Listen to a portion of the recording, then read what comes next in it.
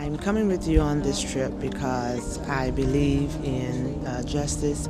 I feel that a major injustice has been committed toward these students. I am a teacher by profession, and I simply believe that this is an historical event. I must be a part of it. I must march so that my students won't ever feel this type of infliction. So I can't think of any place I'd rather be. I must be in Jena. I want to thank all of you who are here today for what you're doing today, what you're doing tomorrow, that you're putting yourselves out. I have to say I wrote something because I wanted to be sure I said what I meant, what was in my heart. So I apologize for reading a little bit. This is a story of a poisonous tree, a white tree that was allowed to stand outside a public high school in our America. A tree where white students could gather, but black students were not welcome. The tree became a symbol of racism, a living gift of God turned into a symbol of hate. The tree has thankfully come down, but the poison has left its mark.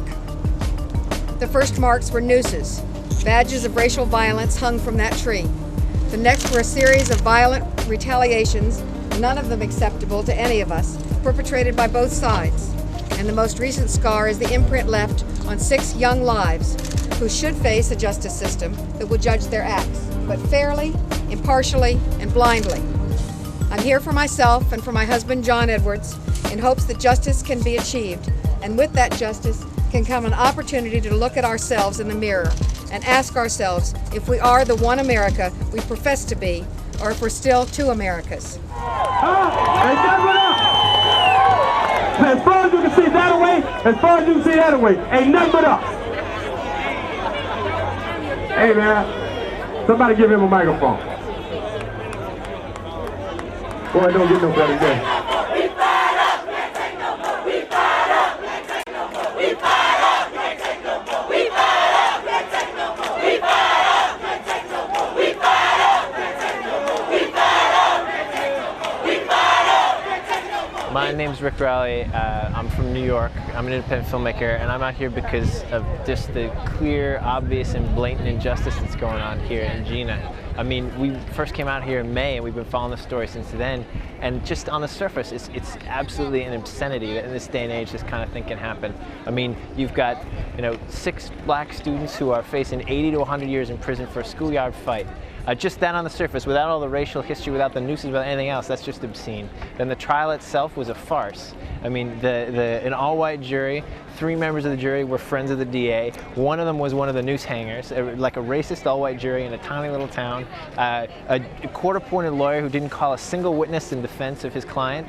I mean, just every part of the system here.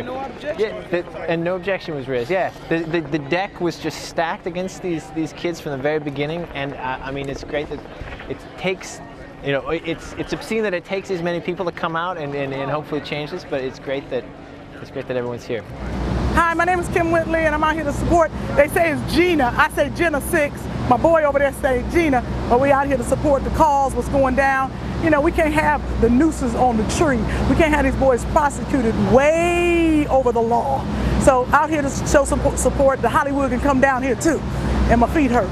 Exciting times in our history because we have a war, a very controversial war that we should never be in. We have a female who's running for president. We've got a black man that's running for president, and we have protesters and marchers in a small little pond that obviously nobody has kept in check. And so now we're back to those days. And so maybe this is what we have to do. It is what got the attention that we needed in the 60s. Peaceful protesters and marchers. I probably can speak for everyone to say they're not here just to say, oh, I went to Louisiana. People are dealing with this every day. I work at UPS. It's in corporate America. It's systematically organized and designed and operated on racism, on legalized racism. That's one of the biggest companies in the world.